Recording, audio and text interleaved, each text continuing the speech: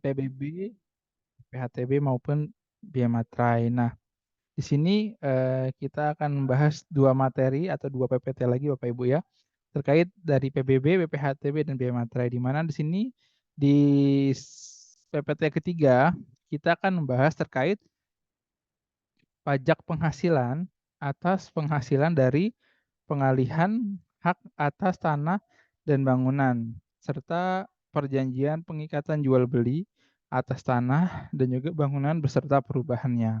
Hal ini sudah diatur dalam PP atau Peraturan Pemerintah Nomor 34 Tahun 2016. Nah, di mana Bapak Ibu yang bisa lihat di dalam slide ini bahwa yang memperoleh penghasilan ini bisa atau subjek pajaknya boleh orang pribadi ataupun badan yang mana dia memperoleh penghasilan dari pengalihan hak atas tanah atau bangunan atau juga mungkin dari transaksi lainnya yaitu perjanjian pengikatan jual beli atau sebutannya adalah PPJB. Atas apa? Atas tanah atau bangunan beserta perubahannya. Nah, biasanya ini kalau misalnya untuk pajak ini, untuk perolehan pengalihan hak atas tanah dan bangunan maupun perjanjian pengikatan jual beli, maka dikenakannya itu adalah PPh final atau terutang PPh final itu sendiri.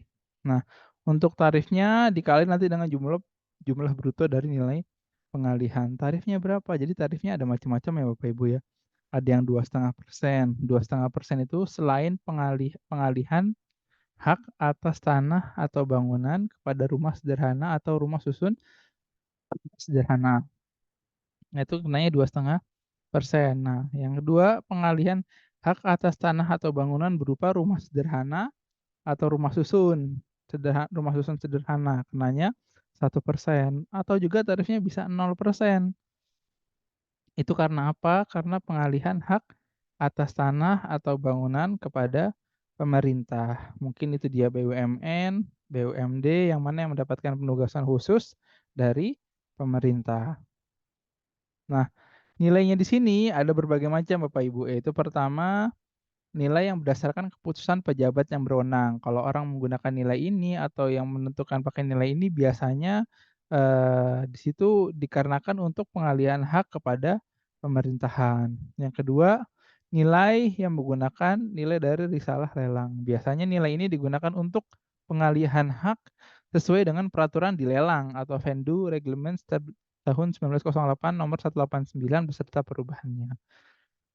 Yang menggunakan nilai yang seharusnya diterima atau diperoleh berdasarkan harga pasar ini biasanya untuk pengalihan yang dipengaruhi dengan hubungan istimewa, hibah, waris, atau cara lain yang disepakati antara para pihak. Selanjutnya nilai sesungguhnya yang diterima atau diperoleh biasanya di sini untuk pengalihan hak atas tanah atau bangunan yang dilakukan melalui jual beli yang tidak dipengaruhi oleh hubungan istimewa. Jadi nilai-nilai inilah yang digunakan untuk penggunaan dari penilaian penjualan ini loh, pengalihan hak atas tanah dan bangunan Bapak Ibu, seperti itu. Nah, kapan sih saat terutangnya, ya kan? Untuk PPh final terutangnya ini terjadi pada saat diterimanya baik dia sebagian atau seluruh pembayaran atas pengalihan hak atas tanah atau bangunan itu sendiri. Nah, batas waktu pembayarannya kapan, ya kan? Jadi kalau Bapak Ibu di sini sudah harus membayarkannya terkait PPh pengalihan hak atas tanah dan bangunan yang bersifat final ini, paling lambat adalah tanggal 15 di bulan berikutnya. Di mana PPh final ini wajib disetor sendiri sebelum ada putusan dari akte keputusan kesepakatan atau risalah lelang. Atas apa? Atas pengalihan hak atas tanah atau bangunan yang ditandatangani pastinya oleh pejabat yang berwenang Bapak Ibu.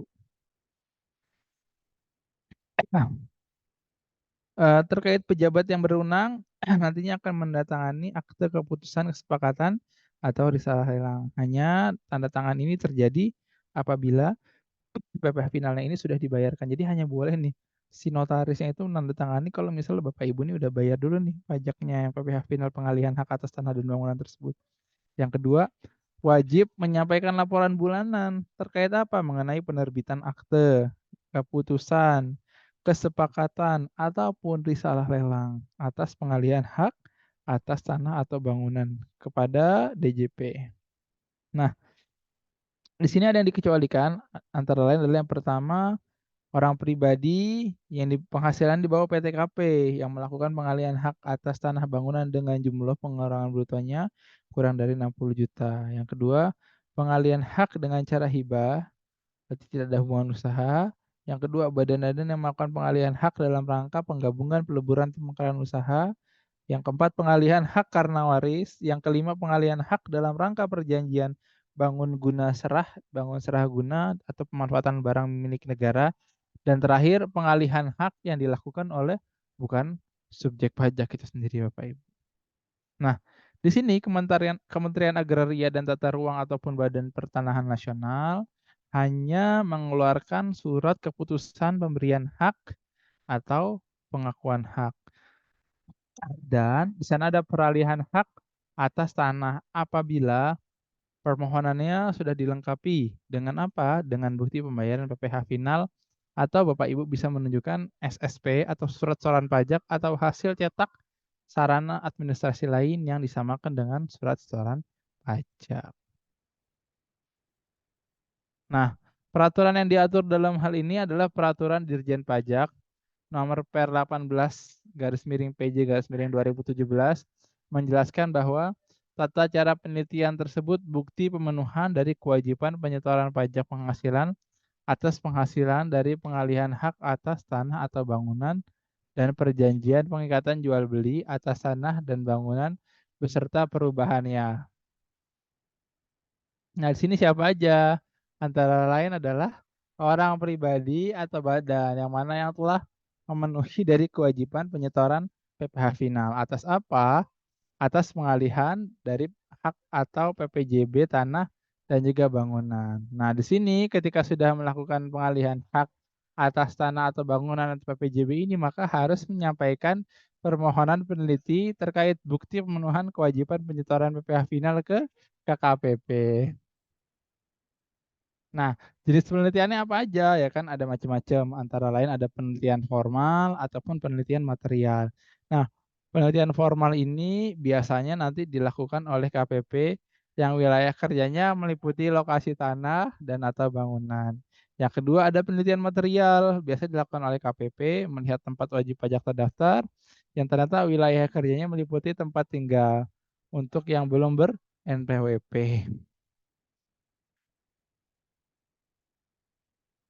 Nah, biasanya terkait penelitian formal ini, orang KPP itu biasanya mengecek nih kelengkapan surat permohonan. Penelitian ini ternyata untuk menunjukkan bukti pemenuhan kewajiban dari penyetoran PPh final. Bener nggak nih dia bayarnya segini dengan harga objek segini, apakah harganya lebih besar harusnya atau di bawah ini gitu kan. Yang kedua memastikan kesesuaian ya kan identitas wajib pajak dalam bukti pemenuhan kewajiban penyetoran PPh final, kode akun pajaknya udah bener belum, kode jenis setorannya udah bener belum, jumlah pajak penghasilan store itu sudah sesuai atau tidak dengan perhitungannya, dan juga dengan data penerimaan pajak dalam modul penerimaan negara. Paling lambat 3 hari, DJP nanti akan menerbitkan surat keterangan penelitian formal. Terkait apa? Terkait bukti pemenuhan kewajiban penyetoran dari pajak penghasilan. Nah, selanjutnya ada penelitian material nih, biasanya memastikan kesesuaian terkait lokasi, luas tanah atau bangunan, serta meneliti kebenaran nilai pengalihan yang terdapat dalam bukti penjualan atau bukti transfer, bukti penerimaan uang. Terus menentukan kewajaran nilai-nilai pengalihan yang dinyatakan oleh wajib pajak dengan harga pasar berdasarkan pendekatan penilaian atau appraisal, biasanya guna pakai appraisal biar tahu berapa sih harga nilainya dalam hal apabila pengalihan dipengaruhi hubungan istimewa atau tukar menukar, pelepasan hak, penyerahan hak, hibah, waris, atau mungkin cara lain Bapak Ibu yang sudah disepakati antar pihak. Nah, apa aja sih yang dibutuhkan dalam kelengkapan penelitian? Antara lain pertama, SSP, surat setoran pajak yang sudah tertera oleh nomor transaksi dari penerima negara atau NTPN.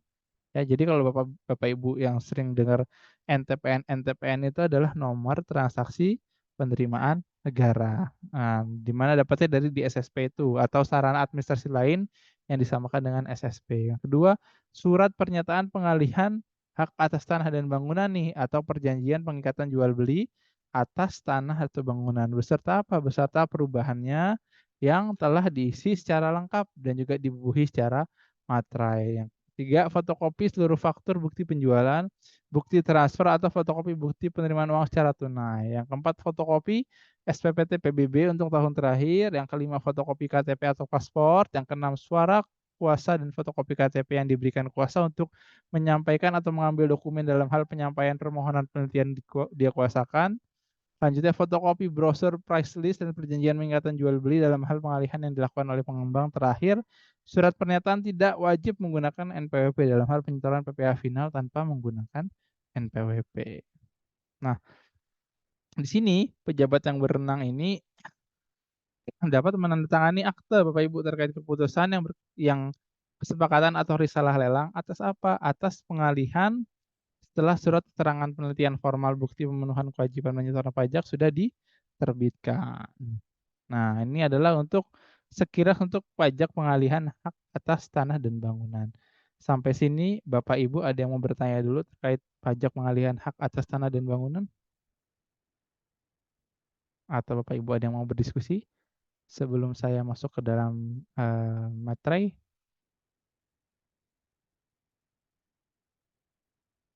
Baik, selanjutnya coba saya buka yang materi. Sekali lagi Bapak Ibu kalau misalnya ada pertanyaan, nanti boleh langsung ditanyakan atau mau kita diskusikan bersama-sama.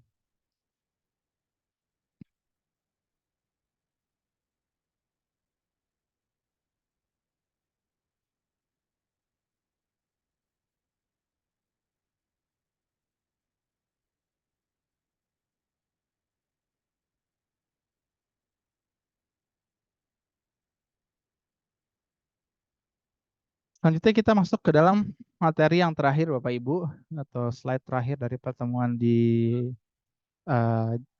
jam yang kedua ini, yaitu terkait biaya materai. Ya kan, materai itu biasanya kita sering dengarnya dulu ya, ada yang 3.000, ada yang 7.000 Bapak Ibu ya. Tapi sekarang untuk materai sudah sama semua, nominalnya adalah dikenakan sebesar 10.000.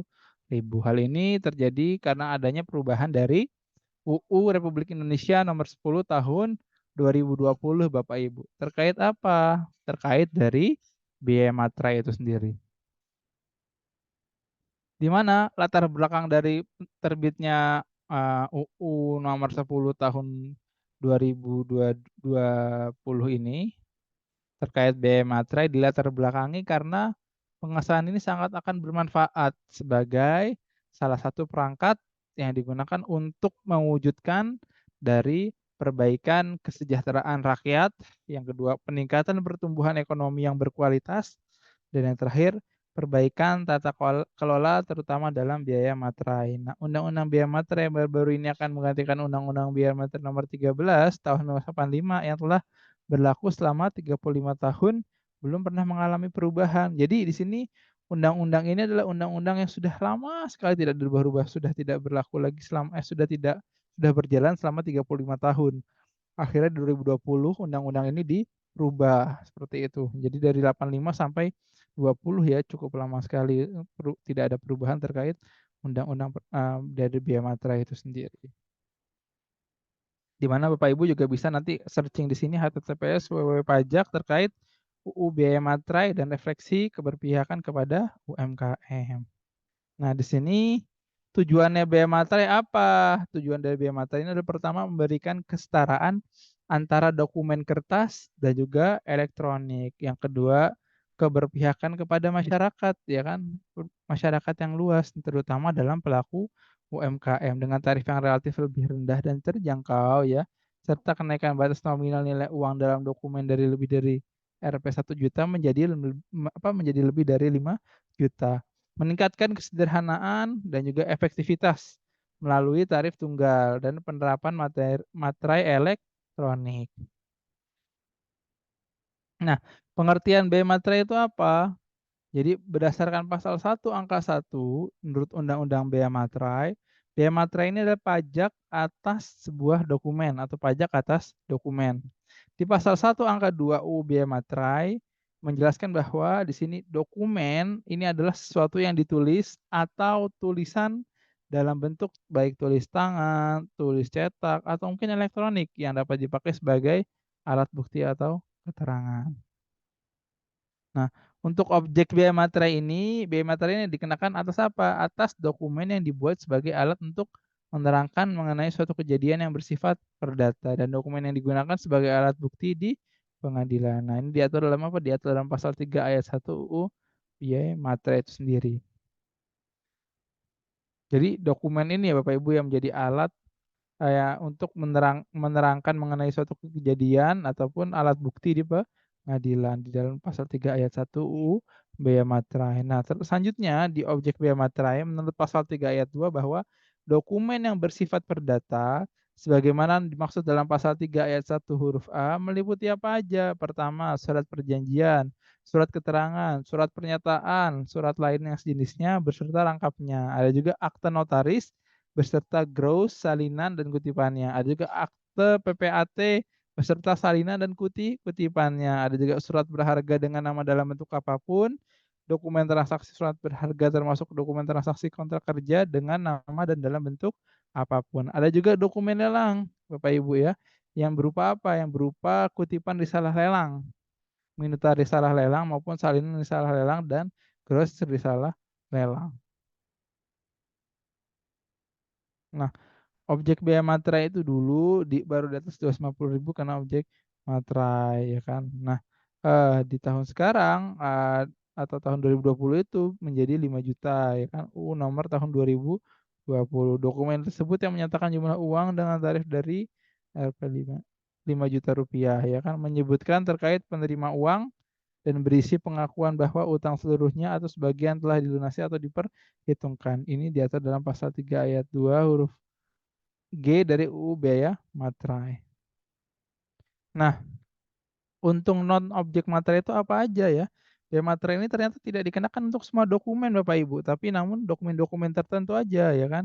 Atau dokumen-dokumen yang terkait lalu lintas orang dan barang. Yang pertama surat penyimpanan barang ya kan, 2 konsumen, ketiga surat angkutan penumpang dan barang, yang keempat bukti untuk pengirim dan penerimaan barang, surat pengirim ya kan, dan di sini surat lainnya yang dapat dipersamakan dengan surat sebagaimana dimaksud pada angka 1 sampai dengan angka 5. Nah, di sini ada lagi, di mana tanda terima pembayaran gaji, uang tunggu, pensiun, uang tunjangan, pembayaran lainnya biasanya berkaitan dengan hubungan kerja, serta surat yang diserahkan untuk mendapatkan pembayaran yang dimaksud. Nah, tanda bukti penerimaan uang negara dari kas negara adalah kas pemerintah, daerah, bank, lembaga lainnya yang ditunjuk oleh negara berdasarkan ketentuan dari peraturan perundang-undangan. Dan yang bukan non objek materai juga adalah di sini segala bentuk ijazah. Jadi jangan sampai ijazahnya dikasih materai karena non objek biaya materai Bapak Ibu seperti itu.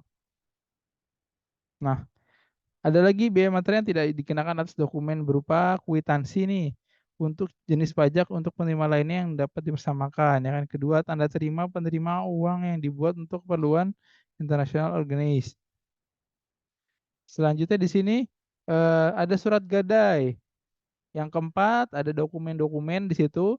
Dokumen tersebut menyebutkan simpanan uang, surat berharga, pembayaran uang simpan kepada penyimpan oleh bank, koperasi, dan badan lainnya yang menyelenggarakan penyimpangan uang atau pengeluaran surat-surat berhadiah oleh kustodian. Nah, tanda pembagian keuntungan bunga atau yang berhasil dari surat berharga dengan nama dan dalam bentuk apapun. Nah, dokumen yang diterbitkan ini atau dihasilkan antara lain adalah oleh Bank Indonesia dalam rangka pelaksanaan dari kebijakan moneter.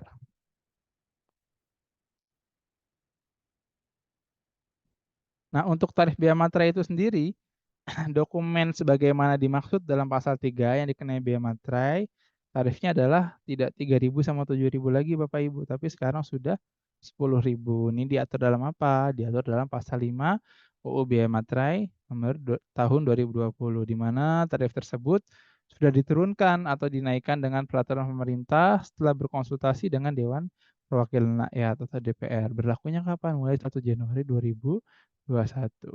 Nah, kapan sih saat terutang biaya materai? Biaya materai ini terutang pada saat pertama dokumen tersebut dibubuhi untuk ditandatangani. Surat perjanjian beserta rangkapnya, akta notaris beserta gros salinan kutipannya maupun akta PPAT beserta salinan kutipannya. Yang kedua, dokumen selesai dibuat, maka surat berharga dengan nama dalam bentuk apapun, ya kan, dokumen transaksi surat berharga termasuk dokumentasi transaksi kontak berjangka dengan nama dan dalam bentuk apapun. Nah, kapan sih saat terutang biaya materai? Biasanya saat terutang biaya materai ini ketika dokumen tersebut sudah diserahkan Bapak Ibu kepada pihak untuk siapa dokumen tersebut. Antara lain surat keterangan, surat pernyataan, surat lainnya sejenis beserta lengkapnya, dokumen lelang, surat yang menyatakan jumlah uang, dokumen yang diajukan ke pengadilan untuk dokumen yang digunakan sebagai alat bukti pengadilan, dokumen yang digunakan di Indonesia untuk, dokumen perdata yang dibuat di luar negeri. Inilah saat-saat terutang dari biaya materai. Nah, pihak yang terutang itu siapa? Ya kan, pihak yang terutang menurut pasal 9, jelaskan dokumen yang dibuat sepihak, biaya materai terutang oleh pihak yang menerima dokumen. Ini yang menjadi yang terutang. Yang kedua, dokumen yang dibuat oleh dua pihak yang lebih terkait biaya materai terutang oleh masing-masing pihak atas dokumen yang diterimanya. Nah, di sini ada pengecualian bahwa dokumen berupa surat berharga sebagaimana dimaksud dalam pasal 3 ayat 2 bahwa biaya materai ini terutang oleh pihak yang menerbitkan surat berharga. Nah, pasal 10 juga dijelaskan bahwa pemungutan biaya materai yang terutang dalam atas dokumen sebagaimana dimaksud dalam pasal 3 ayat 2 dapat dilakukan oleh pemungut biaya materai. Kewajiban pemungut biaya materai ini apa? Pertama, memungut biaya materai yang terutang atas dokumen tertentu dari pihak yang terutang. Kedua, menyetorkan biaya materai ke kas negara. Yang ketiga, melaporkan pemungutan dan penyetoran dari biaya materai ke kantor DJP. Di sini ada ketentuan ya, ketentuan lebih lanjut mengenai penetapan pemungutan dan cara pemungutan bahwa penyetoran dan pelaporan biaya materai diatur dalam peraturan menteri seperti itu. Ada lagi sini pembayaran terkait biaya materai. Materai itu ada macam-macam ya, ada materai tempel, materai elektronik, materai dalam bentuk lain ataupun surat setoran pajak. Nah, materai tempel ini biasanya ciri-ciri umumnya Bapak Ibu adalah pertama ada gambar lambang negara yaitu Garuda Pancasila. Frasanya adalah materai tempel tulisannya ya. Ada juga angkanya angka yang menunjukkan nilai nominal. Nah, selain itu dia memiliki ciri umum nih untuk materai tempel yaitu adalah memiliki ciri khusus sebagai unsur pengamanan pada desain bahkan dalam teknik cetaknya. Jadi nggak bisa asal di copy paste Bapak Ibu seperti itu. Ada juga materai elektronik ya kan. Materai elektronik ini merupakan materai yang memiliki kode unik dan keterangan tertentu yang diatur dengan peraturan menteri. Materai dalam bentuk lain biasanya merupakan materai yang dibuat dengan menggunakan mesin teraan, materai digital, sistem komputerisasi, teknologi percetakan dalam sistem atau teknologi lainnya. Nah, pementerian kemudian dilakukan untuk pertama dokumen yang biaya materialnya tidak atau kurang bayar. Yang kedua, dokumen yang digunakan sebagai alat bukti pengadilan. Ketiga pihak yang wajib membayar biaya materai ini melalui pematerian kemudian merupakan pihak yang terutang sebagaimana dimaksud dalam pasal 9. Sini fasilitas pembebasan dari pengenaan biaya materai. Apa aja sih biaya materai yang terutang dapat diberikan fasilitas terkait pembebasan dari pengenaan biaya materai, baik untuk sementara waktu ataupun selamanya. Untuk apa? Untuk dokumen yang menyatakan pengalihan hak atas tanah atau bangunan dalam rangka percepatan proses pengamatan dan pemulihan kondisi sosial ekonomi atau daerah akibat bencana alam yang ditetapkan sebagai bencana alam. Selanjutnya dokumen yang mengatakan eh, pengalihan hak atas tanah atau bangunan yang digunakan untuk melaksanakan kegiatan yang semata-mata bersifat keagamaan atau sosial dan tidak bersifat informal. Dan lanjutnya yang ketiga, dokumen dalam rangka jangka mendorong atau melaksanakan program pemerintah dan atau kebijakan lembaga yang berwenang di bidang moneter atau jasa keuangan, maka dokumen-dokumen yang terkait pelaksanaan perjanjian internasional yang telah mengikat berdasarkan ketentuan dari peraturan perundang-undangan di bidang perjanjian nasional atau berdasarkan dengan asas timbal balik. Nah, untuk sanksinya terkait pemungutan biaya materai yang tidak melakukan kewajiban pemungutan atau penyetoran, maka nanti timbul namanya SKP. Untuk apa? Untuk menagih biaya materai yang tidak atau kurang dipungut atau tidak kurang disetor.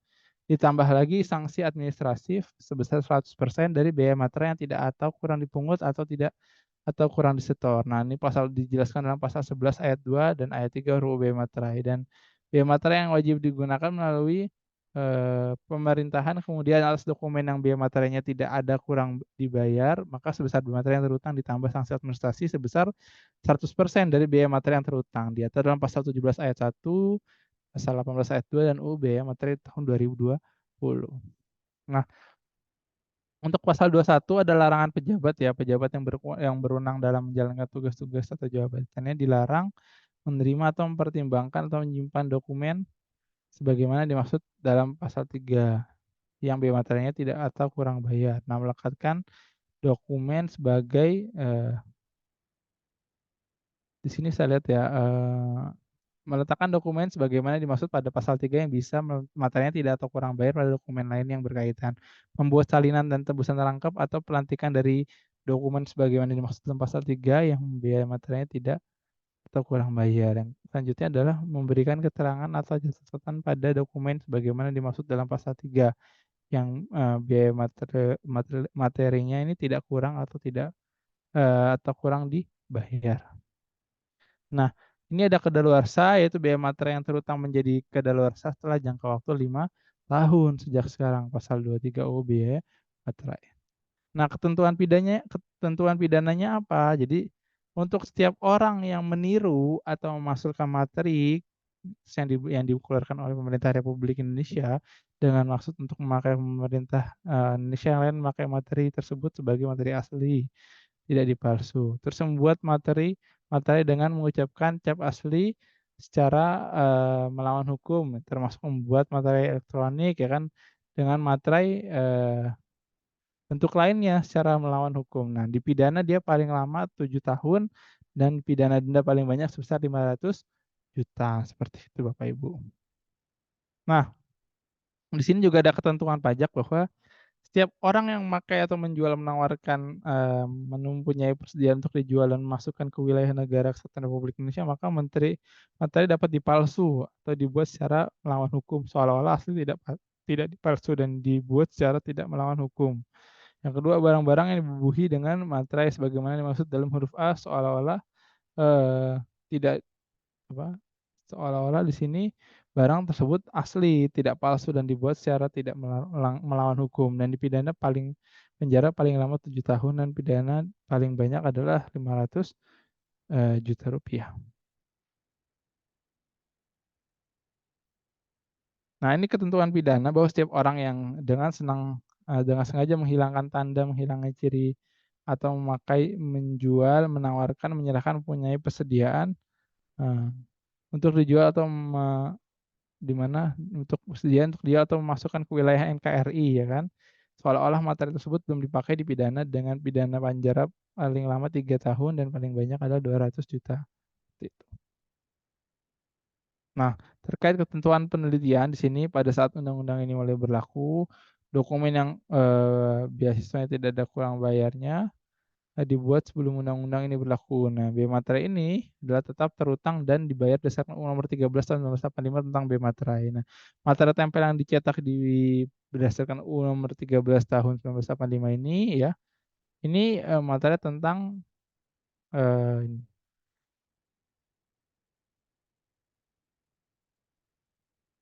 materai tempel ya, materai tempel itu ya, materai yang dimana digunakan untuk tantangan biaya materai dengan peraturan pelaksanaan yang masih tersisa masih dapat digunakan sampai jangka waktu 1 tahun setelah UU ini mulai berlaku dan tidak dapat diteruskan dalam bentuk apapun.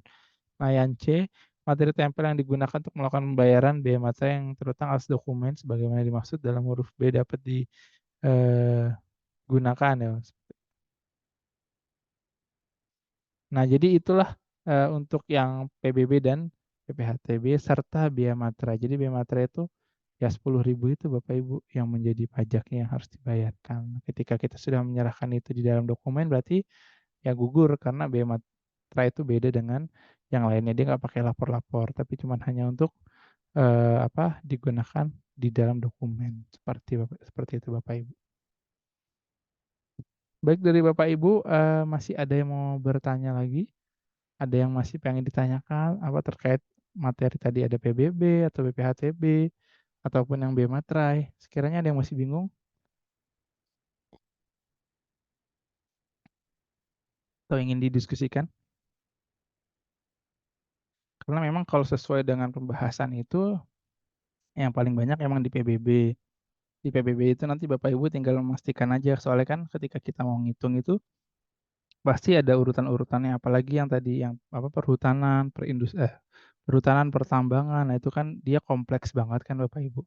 Jadi kalau dari saya nanti ngerjainnya bener-bener dilihat aja dari, apa, subjek-subjeknya. Tinggal kalau misalnya hektar, nanti diganti ke meter persegi, hitungannya tambahin nol. Kalau selebihnya langsung biasanya sih ngitungnya juga kan tadi kan lihat ke ini sih sebenarnya apa, dia untuk ukuran ini berapa sih harganya gitu-gitu juga. Tapi kalau di soal biasanya udah tertulis sih Bapak Ibu, apa, jumlahnya tinggal Bapak Ibu kalikan aja itu tinggal disusun. Atau mungkin Bapak Ibu ada yang mau bertanya tentang pajak selain PBB atau yang lainnya boleh Bapak Ibu sambil menunggu.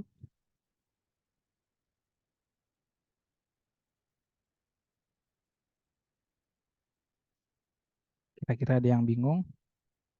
Nah, jangan lupa juga kalau misalnya dapat penghasilan dari BPHTB, ya BPHTB atau tadi pengalihan hak atas tanah dan bangunan sih lebih tepatnya. BPHTB itu kayaknya masuk daerah deh, kecuali yang P5 ya. Terus itu yang tadi yang apa, pengalihan hak atas tanah dan bangunan itu masuk PPh final Bapak Ibu ketika dapat pendapatan atas penjualan tanah ya, itu juga jangan lupa dilaporkan di PPh final dari Bapak Ibu sekalian.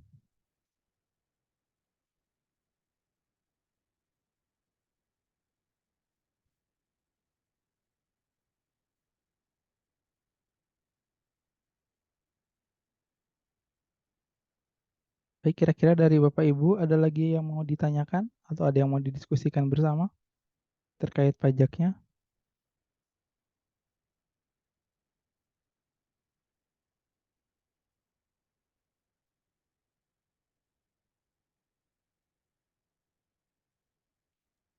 Kayaknya masih belum ada ya Pak, pada diem-diem. Iya, ini nanti gini aja Bapak Ibu kalau misalnya ada pertanyaan atau ada yang bingung nih, tanya di grup atau langsung tanya ke saya juga nggak apa-apa sih Bapak Ibu. Nanti biar lebih jelas lagi aja ke depannya. Mungkin sekarang masih coba dicerna, nanti kalau ada case-case apapun lah, ketika ada yang bingung juga dalam materi, kalau ada yang mau ditanyakan nanti coba ditanyakan, kalau bisa saya jawab nanti akan saya jawab Bapak Ibu. Kalau memang tidak ada, baru sih nanti saya cukupkan dulu materi hari ini. Insya Allah nanti kita sambung lagi untuk materi selanjutnya di minggu depan ya Mbak ya, di hari Selasa ya. Iya Atau malam Pak.